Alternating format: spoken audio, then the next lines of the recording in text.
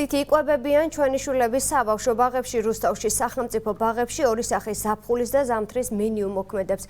როგორც ბაღებში განმარტავენ, ბოლო პერიოდში კვების საკითხი მოწესრიგდა და ამ კუთხით პრობლემები პრაქტიკულად აღარ არსებობს.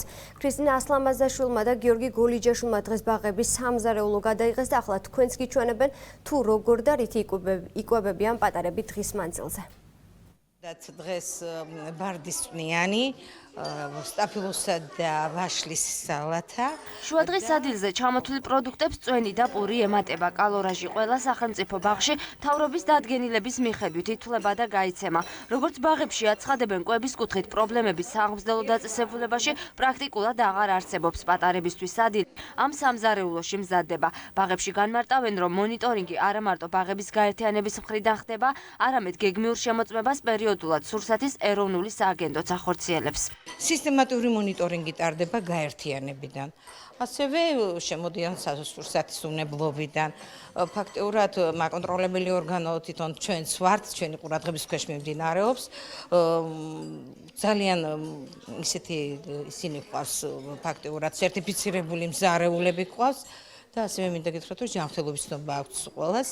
ვფიქრობთ, რომ კვების პროცესი ჩვენთან და თვითონ პროდუქტების მომზადება მაღალხარისხიანია და დროულად მიეწოდებათ ბავშვებს. ბაღების გაერთიანების ხელმძღვანელი ამბობს, რომ ამ დროისთვის პატარების კვების რაციონი 1100 კილოკალორიით განისაზღვრება. ბავშვის დღიური ნორმა კი 1300 კილოკალორიას შეადგენს. წელს რუსთავის 20-ვე საბავშვო ბაღის ფილიალში კვებისთვის დაახლოებით მილიონი ლარი დაიხარჯა. ბაღების გაერთიანებაში განმარტავენ, რომ ეს ციფრი მომავალ წელს გაიზრდება, რაც სამგზელო დაწესებულებებში პატარების კონტინგენტის მატებამ გამოიწვია. იდეალური ვარიანტი კალორიის არის 1300 კილოკალორია და ჩვენი კალორაჟი დათვლილი არის სამხრის ჩათვლით და რადგან ბავშვები ძილამდე კიდევ იღებენ საკვებს, გამოდის რომ ჩვენი კალორია იდეალურია და ჩვენი მენიუ იდეალურთან დაახლოებული. აღმოჩნდა რომ გასული წლის მენიუში ქონდა ისეთი საკვები, რომელსაც ჩვენი პატარები დიდი აღფრთოვანებით არ მიირთმევდნენ, ამიტომ ის საკვები შევუცვალეთ და რაც მოსწონთ ის საკვები ჩავდეთ მენიუში.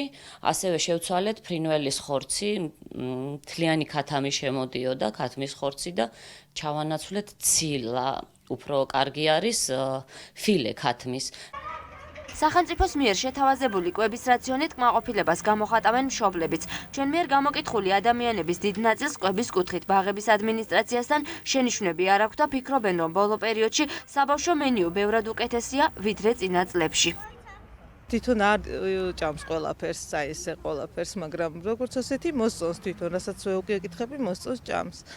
ეს პროდუქტები აქვთ ყოველთვის, მე მგონი, რომ ყველაფერი ნორმალურად არის. ვებაზე პრობლემა მე მგონი არ უნდა იყოს.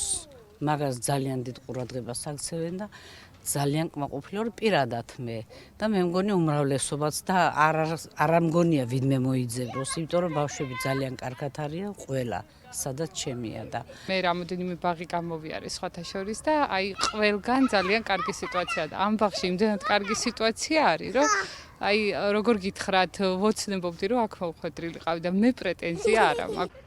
როგორც ქრონიკისტვის გახდა ცნობილი, მომავალი წლიდან საბავშვო ბაღების კვების რაციონში გარკვეული ცვლილებები იგეგმება. მენიუში რამდენიმე სახეობის პროდუქტის ჩანაცვლება მოხდება.